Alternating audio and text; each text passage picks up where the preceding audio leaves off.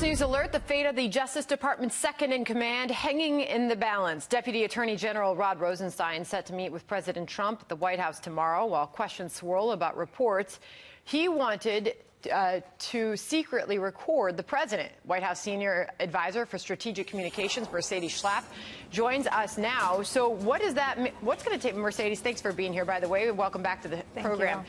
Thank you for having me. What does the president want to have happen in this meeting tomorrow? Look, I'm not going to get ahead of the president's meeting with the Deputy Attorney General.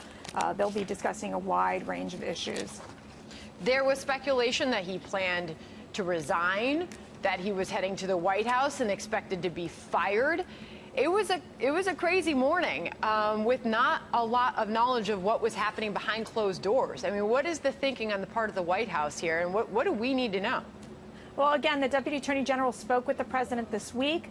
They're planning a meeting tomorrow, and I'm not going to get ahead of the president's conversation with Rosenstein. Okay. All right. So we have a big hearing happening tomorrow morning. Judge Brett Kavanaugh and his accuser will testify before the Judiciary Committee. The expectations as far as the White House is concerned, we heard from the president this morning saying he believes that Republicans, the committee, could not be nicer in their handling of this. How do you see this all shaping up tomorrow morning? Well, we've seen that the Republican senators have tried to remove politics out of this process. That's very contrary to what we've seen with the Democrats, who have tried to derail the process while the GOP is trying to steer the process back on track. It's very clear that we know where the Democrats' intentions are, and their intentions are clearly to score political points, delay this process, and stop Kavanaugh.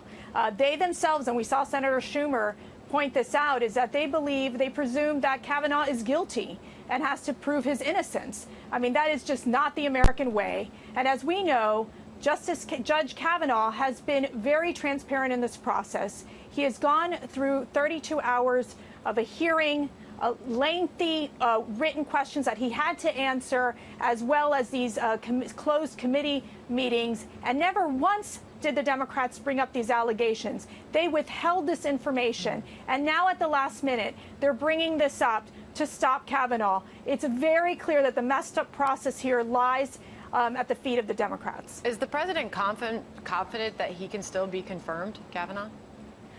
Yes, the president is confident that Judge Kavanaugh can be confirmed. Judge Kavanaugh, since day one, has said he's willing to testify and clear his name and stand up for his good character. I tell you, I know Brett Kavanaugh and his family personally. I worked with him when I was much younger. There are so many of us women out there who would stand with Brett. And really, I can tell you, he was always incredibly professional, always respectful. And it's just so heartbreaking to see how there's this character assassination and his name being dragged through the mud because the Democrats want to stop Kavanaugh, who's clearly a very qualified judge. As women, as Americans, I think we can all agree we want to see a fair process play out, where the president has said he wants to hear from his accuser as well. She'll get her chance tomorrow. But as far as Democrats are concerned, the president making very clear how he sees them playing through all this. Watch. He's outstanding. He's a gem. He's an absolute gem. And he's been treated very unfairly by the Democrats, who are playing a con game. They know what they're doing. It's a con. They go into a back room and they talk with each other, and they laugh at what they're getting away with. It's a con game, and that's what they play. And that's about the only thing they do well. And really, he was reiterating what he had tweeted out as well, that this is a con game on the part of Democrats. So we'll see how all that goes this morning. Mercedes, before I let you go, how does the White House think that the president's message at the UN is being perceived this week?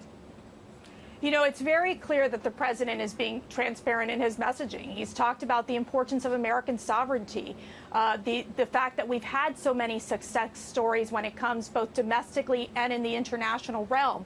When you look at the fact that we've been able to make progress in the denuclearization efforts in North Korea, where we've been able to decimate ISIS across the Middle East region, there's huge success there. And at the same time, we're pushing for fair reciprocal trade deals, working with our allies, making sure that they're also paying their fair share to help in the global efforts, and also sending a very strong message to Iran, to China, to Venezuela. You know, again, this is a president who expects results, who wants to make sure that they understand very clearly that we stand for America first. That was the message we heard this morning. All options are on the table when it comes to Venezuela. We heard that loud and clear. Mercedes Schlapp at the White House for us. Thank you. Come back soon. Thank you so much.